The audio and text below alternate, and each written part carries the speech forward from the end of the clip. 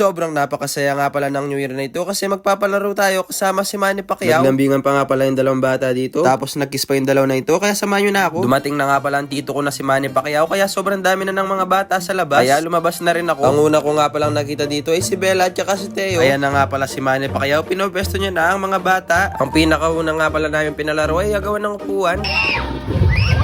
Tawang-tawa nga pala ang mga nanonood dito.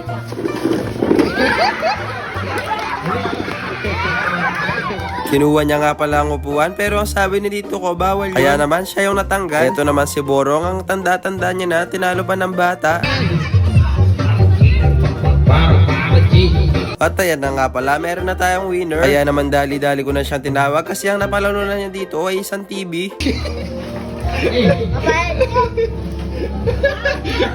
Tawang-tawa nga pala ako sa kanya dyan kasi hindi niya alam, niloloko ko lang siya. Ang mga bata talaga, ang bilis maniwala. Kung meron nga pala tayong media division, syempre meron din tayo mosquito division. Dalawa na nga lang pala yung natira dito, tapos meron na tayong nanalo.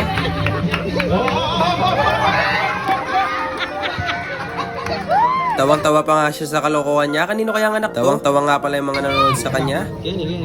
At dahil meron na nga pala tayong nanalo, ipapakita ko na sa kanya kung ano yung napanalunan niya. Nanghingi pa nga pala siya ng tulong sa atin niya, kaya tawan-tawa ako sa kanya. Tapos ito, bumubuo sila ng team nila, nag-away-away pa sila. Ang lalaruin nga pala nila ay sack race. Nagulat pa nga pala ako dito dahil nakabrief lang siya. At yan na nga pala si Gerald, para siyang palaka. Lagi niya palang tinatanong kung kailan ko ipaposto. At eto naman si Genesis Malati. Ang bata si Genesis, gantong-ganto yung itsura niya. Pinagbantay-bantay ko na nga pala ang mga arena kasi magpapaunahan sila na makauna dito, na makaubos. Pero hindi nila kakainin nito dahil lalabulin nila ito. Nagumpisa na nga pala sila dyan. Sobrang saya nga pala magpalaro kasi G na G lang sila. Wala nga pala silang pake sa itsura nila. Basta ang focus nila ay manalo sila. Pagkatapos nga pala nila maglaro, ito na ang kanilang mga pagmumuka. Parang nakita ko si McDo dito. O kaya naman yung sa KFC. Pagkatapos nga pala natin sa mga media division, dito naman tayo sa mga mosquito. Talagang gustong-gusto nilang manalo. Tignan nyo naman. Ang hirap ata niya. Habang naglalabol ka, merong pumapasok na rin sa bibig at ilong mo.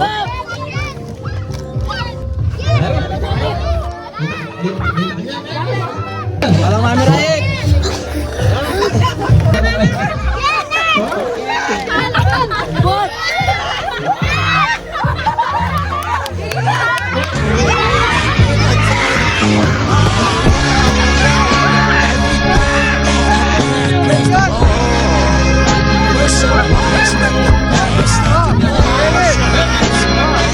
Inaya ko na nga muna pala sila magpa-picture dito kasi natatawa ako sa mga itsura nila. Tingnan nyo naman, pati likod ng ulo, merong arena. Tapos ito sa kakalabol, lumabas na ang kanyang sipon. Anyaman na boy. Sa mga magulang dyan, pasensya na po sa mga anak ninyo. Ang importante, masaya sila. Ang next na palaro nga pala natin ay kalamansi race. Tingnan nyo naman, meron pang luga sa tenga. Pakat-work mepa boy. Siyempre kapag maglalaro tayo, hindi natin maiwasan ang dayal. Malamoy ikit kay Darang Biluan po iba pang RJ. Pero mas kamukha ni Bapang RJ si Cyrus. Nagulat pa nga pala kami kay Sion dito kasi ang bilis-bilis niya. Tingnan nyo naman, feel na feel talaga nila. Tapos ito isa pang madidiskarte ang mga to. Huwag kayong mag-alala, ganyan din kami nung bata kami. Ang bilis nga pala ng karma dito. Tignan nyo naman, nahulog. Kaya naman kinailangan pa nila ang ulitin ito. Kapag kasi nahulog yung kalamansi, kailangan mo pa bumalik sa pinakauna. Ang next na palaro nga pala natin ay dapat masalo nila yung 1,000. 1,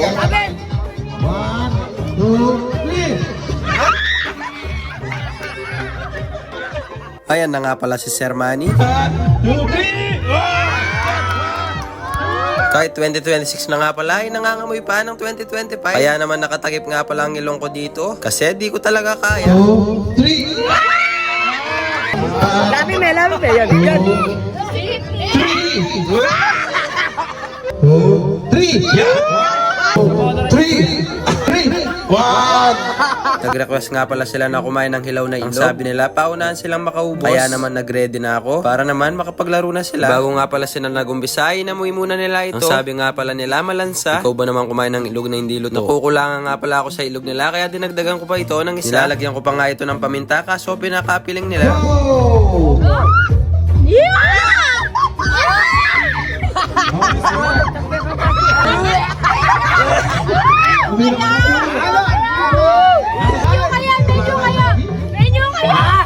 Napakasulit nga pala ng mga batang ito, malaboy tapang. Ang next na nilaro nga pala nila ay saluan ng itlog. Palayo ng palayo ito, tapos dapat nasasalo ng kakampi mo. Ang next na nilaro nga pala nila ay iipitin mo dapat yung dyaryo. Tapos iikot mo to hanggang makabalik ka sa starting point. Next na laro naman ay singkaba ng damit. Kaya pala ayaw magtanggal ng short ng batang ito kasi wala pala siyang brief.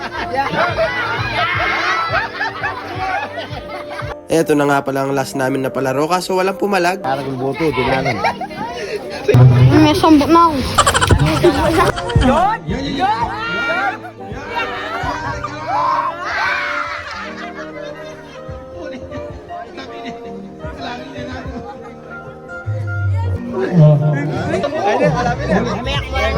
Hanggang dito na nga lang pala mga kabudol. Kung gusto nyo i-post ko yung buong video, i-comment nyo na lang. Maraming salamat po sa panonood. Happy New Year. Bye bye!